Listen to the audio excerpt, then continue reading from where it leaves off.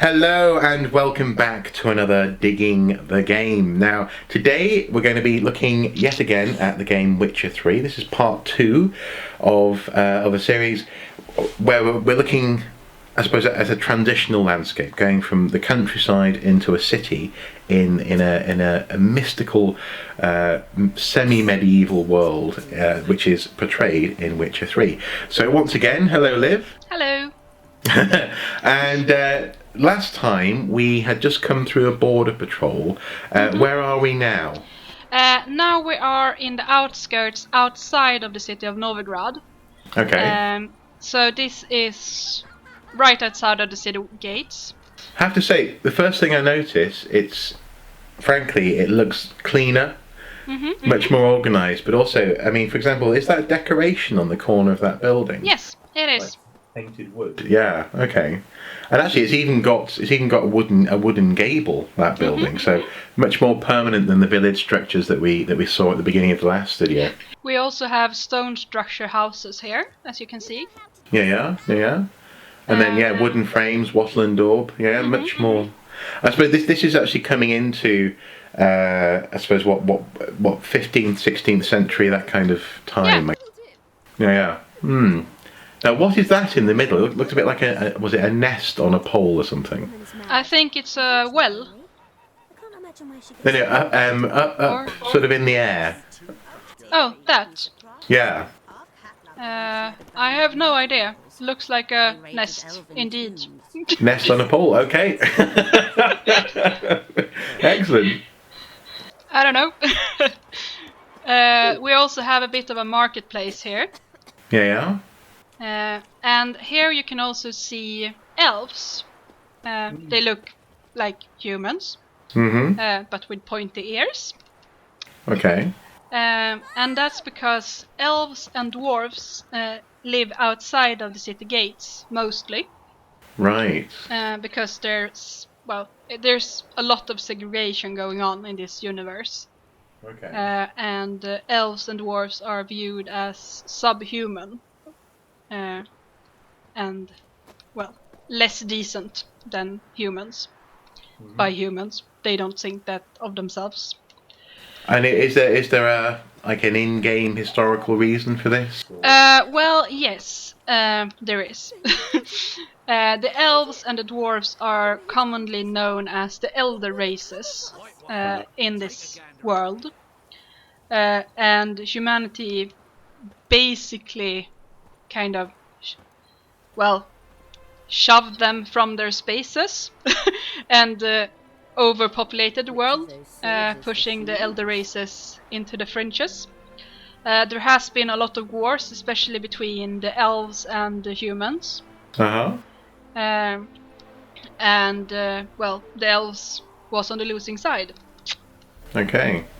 Now, actually, this is an interesting space, I suppose, because it's literally through there. Is that literally within the city? Yes.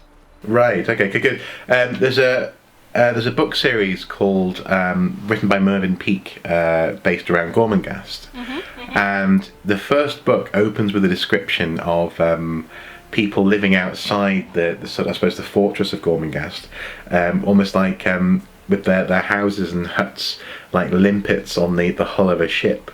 Yeah. And there's something about that here. It's quite, they're literally right up against the wall. But they're not allowed beyond it. It's very interesting. No. If we move down here, we can also see. We can see the city wall here. And you can see like small houses on the outside of the actual wall. Yeah. Which I suppose says two things. First of all, this city hasn't been directly involved in a fight for a little while. Or has it been sieged recently? No, it hasn't. But also the second thing that it makes me think is it's fascinating how even actually literally where you're stood at the moment, you can see that the road surface is changing as you're going in. So it's all muddy, and then it's not quite cobbled yet, is it? It's just sort of... Yeah, it's just stone laid. Yeah. Okay. But it's very, very interesting that again, it sort of reflects the mindset of this space. Absolutely. Yeah. And if we move inside of the gate, we can also see the moat of the city, which isn't, well, you can swim across it. Okay. A witch pyre. Oh, witch pyre. Oh, okay.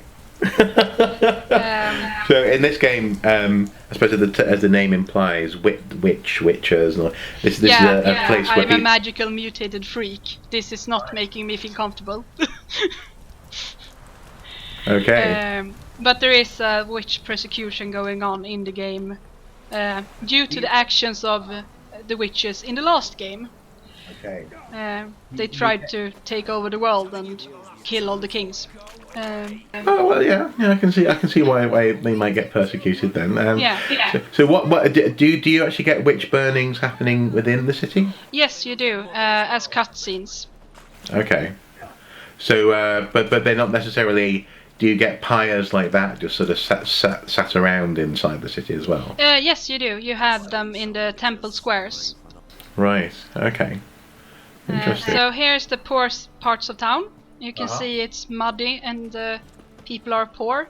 You can see the poor street fashion here. Yeah. Oh yeah. With torn clothes. Yeah. Again, just like people on holiday in Britain in the 70s. Yeah. Beggars.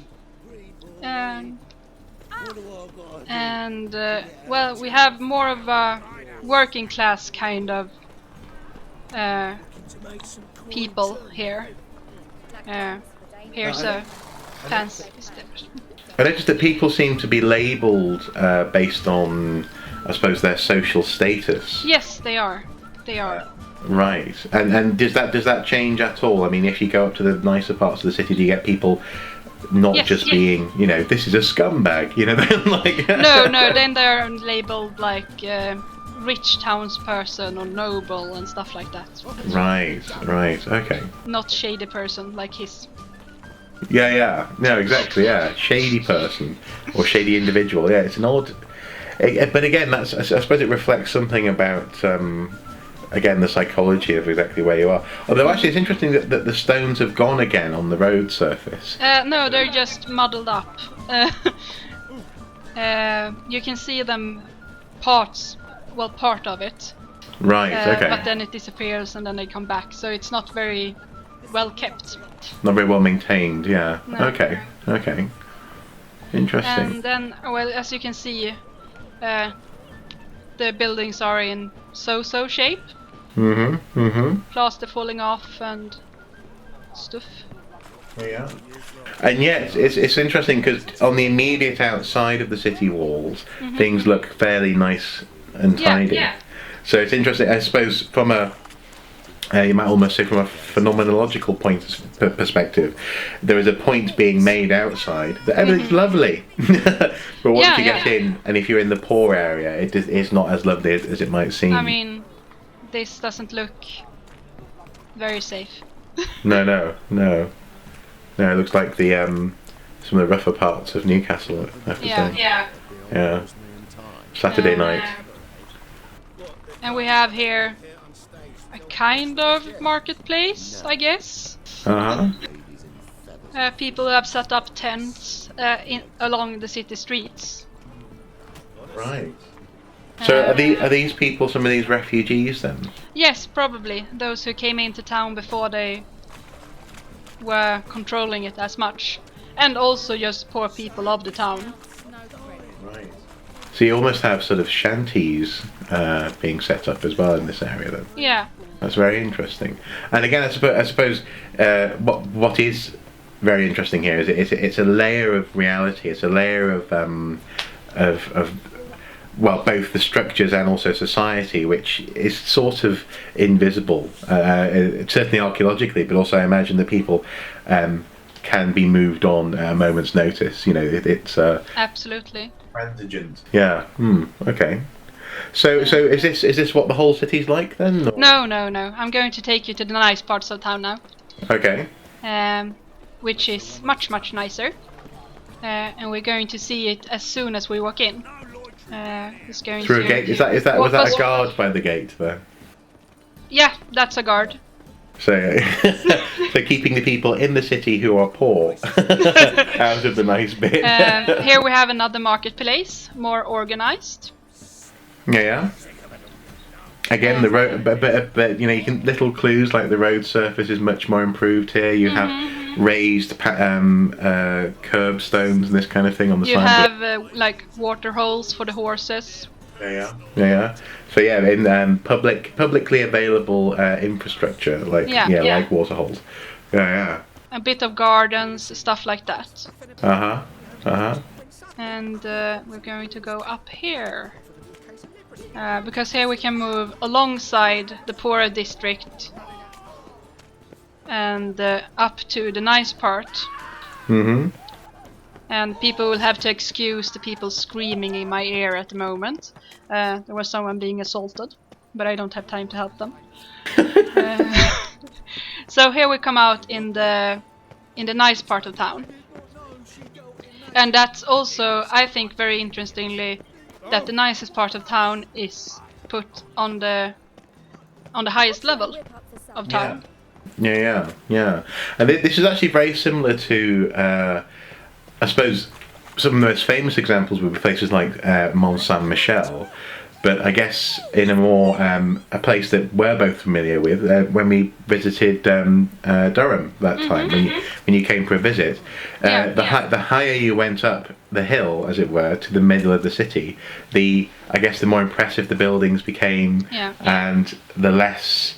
I don't know. I'm trying to think of a word which doesn't mean scummy, but the less dangerous, I guess, or the less. The more well kept.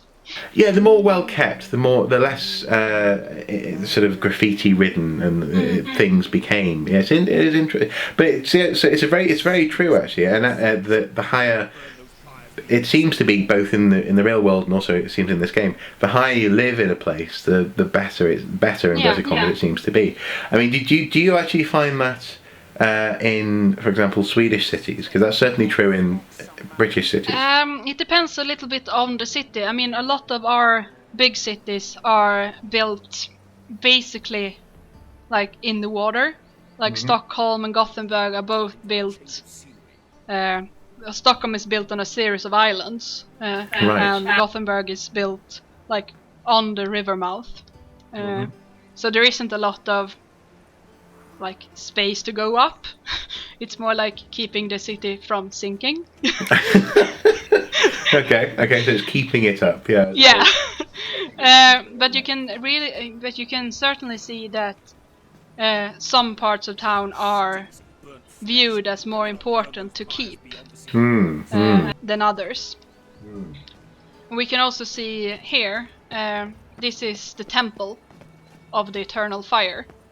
Okay. And there we can see like gold mosaics on the walls. Oh yeah, wow. And really fancy decoration. And this is the local entertainment. Yeah, and of course glazed windows here as well. Yeah. And a lovely garden. Yeah, and was that a brick building there? Yes, that's a brick building. Okay, so I guess in that sense, very for this world at this time, very modern building techniques. You know, the latest thing is being used in this part of the city. Absolutely. Yeah. It's also 3 or 4 stories high. And has windows all the way to the top. And has chimneys. And has multiple chimneys, which is something we haven't seen in the rural or the lower parts of town. No. And actually, this in a modern European city would be the place which is the tourist destination. Yeah, absolutely. Everyone else would probably not live here. This would be a bit too expensive for rent in this kind of. Okay, interesting. And then so we can go up here because you see a really big difference when it comes to the market as well. You now have a really formalised drainage ditch in the middle. Yeah. Because actually halfway up through the city, it was just a dredge, wasn't it, through in the middle? But interesting. And here we have entertainers. People are set up neatly on the outsides of the square. Very, very well kept stone masonry on the floor. Around. And we also have stores that are actually in buildings, like boutiques. Yeah. Here and there. So it's just a different world, completely different world to where we started. And we can also look at the street fashion. To see how different it is from the lower parts of town.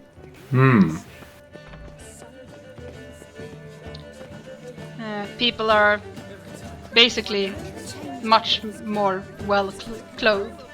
Yeah.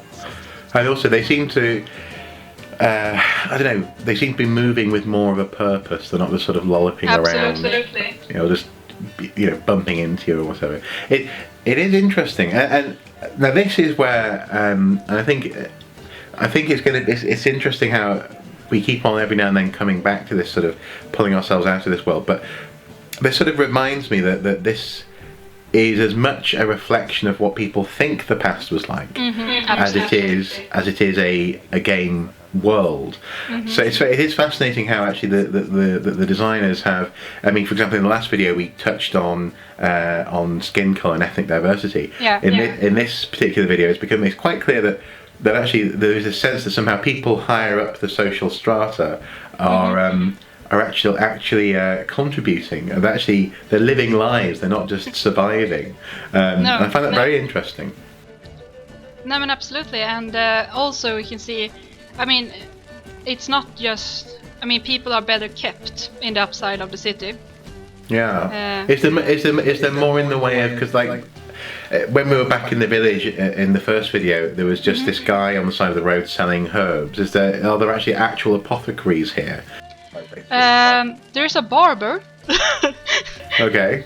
I haven't seen any apothecaries, but that could also be because all the alchemists, which are usually those who make salves and ointments as well, are being burned at the moment in the game for witchcraft. Okay. There's something a bit Monty Python about that. Yes, it is. Oh no, the Lord's got pox. What shall we do? Get the alchemist. We burn the alchemist. I would really see that could be a thing that happens in the game. That scenario could occur. Because all the healers, alchemists, and sorceresses are being burned at the stake or fleeing the country. Yeah. So the useful people. Yeah. And then there's me. And I can't give anyone my healing potions because they kill ordinary people. Well, yes, but I imagine anything labelled Thunderbolt would. Yes. So it looked like there was a beautiful sunset occurring over there. Yes. Do you want to take a look at it? Yeah, go on then. We have a really nice vantage point over here. Time for a change of scenery.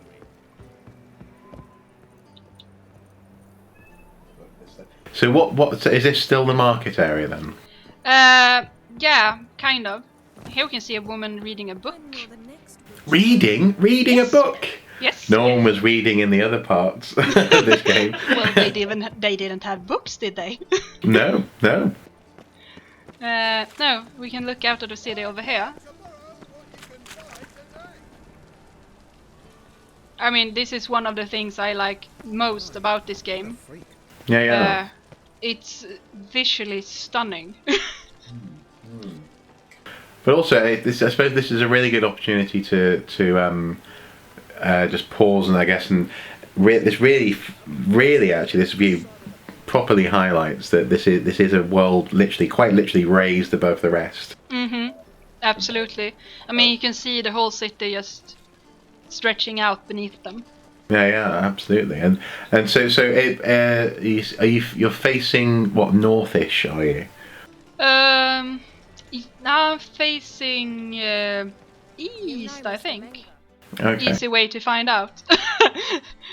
Kind of southeast. Of course you'd be facing south. Sorry, the sun moves through the south of the. Yes. Okay. So we have. I'm looking towards the harbor area. Mm-hmm. Right. Well, this has been very interesting, and again, I guess as you know, I suppose as I keep on thinking when it comes to these videos, I imagine we're going to get better and better at asking slightly different types of questions about these sort of virtual worlds. But I think for the first few videos in this series, it's reasonable, I guess, to do some comparison. I mean, for example, you're definitely highlighting this as a virtual world by walking on the roof there. I don't know what you're talking about. Don't you run around on roofs? Don't know what you do in Newcastle, Mark, in Gothenburg. We run around on roofs all the time. But this really actually highlights that initially there is something to be taken from, I suppose, comparing, I guess, what we know of the real world and real world archaeology with what we see in games, but also there is that extra layer which at the moment I'm finding very interesting, where we're able to see how people's assumptions about the past are made manifest in these computer games. Absolutely. I think it's one of the clearest way to see what people perceive as historically correct. Is to see how they manifest the history in these kind of fantasy settings. No, definitely. And actually, this actually brings me to something which I'm personally very excited about, and I know you are, and that is that in the not too distant future, there's going to be a game set in the late Paleolithic, I think. Called, was it Far Cry Primal, I think it's called. And that's going to be fascinating to see. I suppose, once again, on these two levels. So first of all, archaeology versus what's in the game, but also actually how people have made it and what they think about the Stone Age. Yeah, I know. I mean, like in the trailer where they have a saber-toothed tiger. No, exactly. And yet, and what I mean, you know that bothers me. That's why you mentioned it. Yeah. But what's bothered me there when this saber-toothed tiger jumps over this, is it a mammoth that they've just killed? Hunting the mammoth, brilliant in the trailer. Actually, even the language, I want to hear more of the language that they're using. The linguistics is going to be really interesting. Really, really interesting. You're working together as a group, following this herd, and then suddenly saber-toothed tiger jumps over the top of the dead mammoth. I'd much rather see a wolf or an aurochs, or a bear.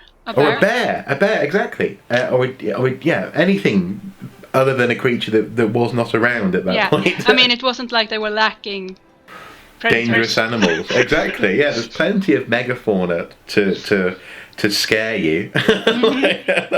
But that's going to be really interesting as well, I think, on that level. But hopefully by then we might have developed a way of talking about, a way of interrogating these games a little bit more than what we have at the moment. More of a concept. Yeah, hopefully. But you know, this is interesting. I'm really enjoying it, and hopefully you guys at home are as well. I guess we'll leave it there for today. It's going night time in the game, and if you have any comments or questions or any ideas actually as to how we can look at computer games, or any games you want us to look at.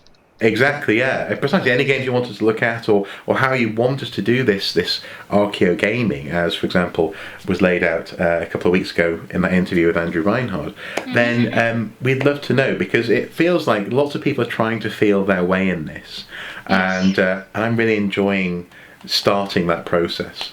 So yeah, as ever guys, until next time, do take care. Bye-bye. Bye-bye.